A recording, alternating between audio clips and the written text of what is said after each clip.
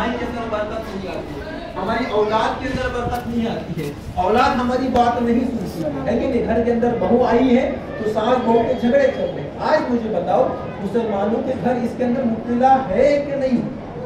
یہ ہماری حقیقت ہے، یہ ہماری سچائی ہے، لیکن آپ سوچو نا کہ گھروں کے اندر آج غیبت عام ہو چکی ہے کہ نہیں ہو چکی ہے؟ جب دو خواتین ملتی ہیں تو آپ مجھے بتاؤ کیا بات ہے؟ جب دو خواتین سہیلیاں بازار کے اندر جاتی ہیں تو کیا بات کرتی ہیں؟ پیارے آقا علیہ السلام کے پیارے دیوانوں، آج غیبت مسلمانوں کے معاشرے کے اندر اتنی عروج پر پہنچ چکی ہے کہ مسلمانوں کے گھر سے خیر و برکت یہ تباہ اور برباد ہو گئی۔ پیارے آقا علیہ السلام کے پیارے دیوانوں، اس لیے ہمارے لیے بہت ضروری ہے کہ ہم اس چیز کے بارے میں علم رکھیں کہ غیبت کہتے کس کو ہے، غیبت کہتے کس کو ہے۔ اسی لیے تو فرمایا گیا نا طلب العلم فریضۃ علی کل مسلم اور وہ مسلمہ، یعنی علم دین کا حاصل کرنا ہر مسلمان مرد عورت پر فرض ہے۔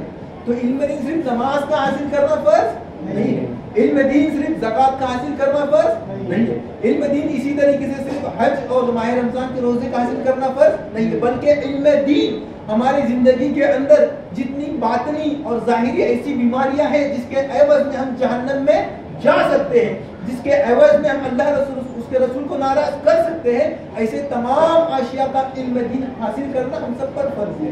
اعلیٰ حضرت فرماتے ہیں کہ ان سب باتوں کا علم دین سیکھنا ہم سب پر فرض ہے۔ آپ مجھے بتاؤ اگر مسلمان کو پتہ ہی نہیں ہوگا کہ غیبت کیا ہے تو غیبت کرے گا، ظاہر سی بات کرے گا نا، اسے پتہ ہی نہیں غیبت کیا ہے۔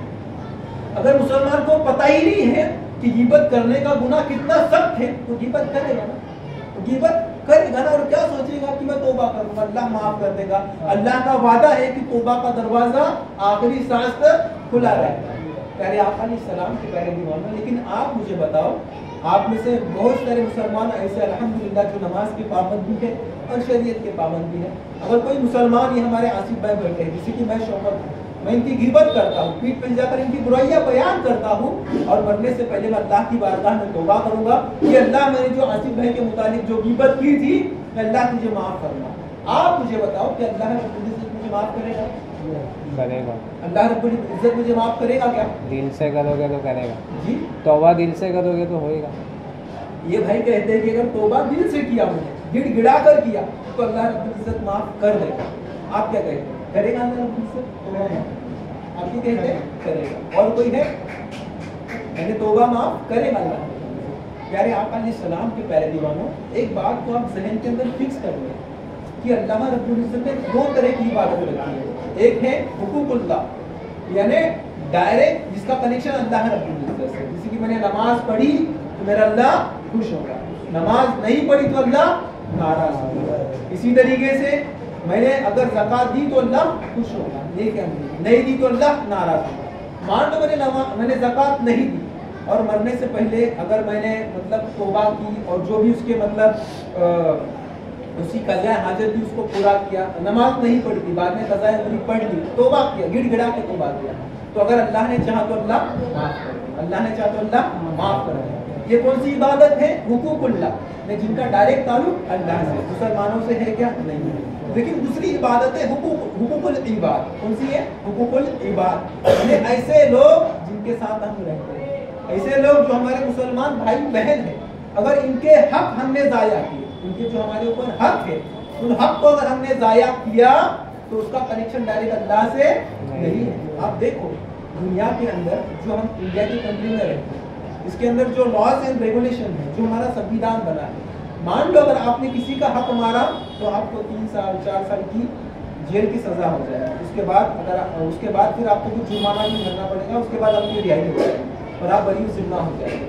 لیکن میرا اللہ رب العزت وہ اللہ ہے، مسلمانوں کا مولا وہ مولا ہے جو پوری دنیا کا مالک ہے، جو پوری دنیا کو کھلاتا ہے، جو پوری دنیا کو پلاتا ہے، جس نے پوری دنیا کو پیدا کیا۔ لیکن بروز قیامت اگر مسلمان کسی مسلمان کا حق مارے گا، اگر مسلمان کسی مسلمان کی غیبت کرے گا، کسی کا دل دکھائے گا، تو بروز قیامت اتنا بڑا میرا اللہ، اتنا بڑا میرا مولا بروز قیامت خود فیصلہ نہیں فرمائے گا، بلکہ جن کا حق مارا تھا، جن کے ساتھ تکبر کیا تھا، جن کا پیسہ چھینا تھا، جن کا قرض لیا تھا، جن کا پیسہ ڈبایا تھا، جن کی غیبت کیا تھا، ان کو اس کرسی پر بٹھائے گا, ان کو وہ اختیار دے گا. اگر تم چاہو تو ہی میں اسے معاف فرمائے گا, اگر تم کہو گے معاف کر دیا تو اس کے بعد ہی تمہارا خالق معاف کرے گا. پیارے آقا علیہ السلام کے پیارے دیوانوں, یہ ہے دین اسلام کی خصوصیات, یہ ہماری بہتری کہ ہمارا جو دین اسلام ہے نا, یہ صرف آگ کو پوجنے والا دین نہیں ہے.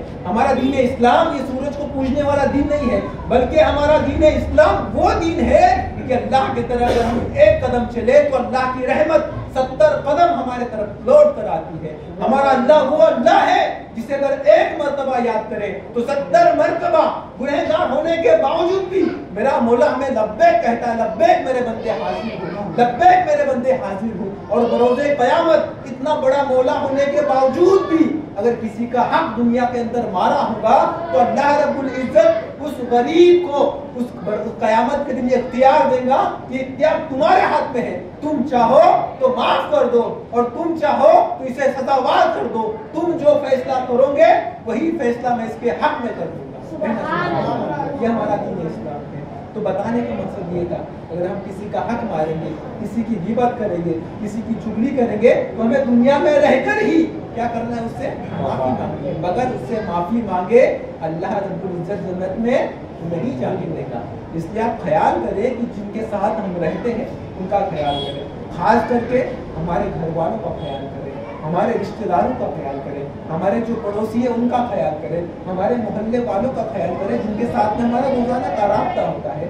اگر واقعی میں ہم اچھے طریقے سے پیش آئیں گے نا, انہیں عزت دیں گے, ان کے ساتھ میں اچھے جملات کہیں گے, آپ دیکھو آپ کو گھر کے اندر کتنی عزت ملتی ہے, آپ دیکھو آپ کو معاشرے کے اندر, آپ کو رشتہ داروں کے اندر کتنی عزت ملتی ہے. پیارے آقا علیہ السلام کے پیارے دیوانوں, بتانے کا مقصد یہ تھا کہ ہمارا جو دین اسلام ہے نا, یہ بہت خوبصورت دین ہے, یہ بہت خوبصورت مذہب ہے. اس کے اندر ہماری بھلائی ہی بھلائی ہے, اس کے اندر ہماری عزت ہی عزت ہے. اگر آپ اس راستے پر چلو گے نا, اللہ رب العزت کبھی رسوا نہیں کرے گا, آپ کی گردن کو کبھی جھکنے نہیں دے گا. اگر آپ اچھے سے رہو گے نا, آپ کی اولاد بھی آپ کی طرح اچھے سے رہے گی.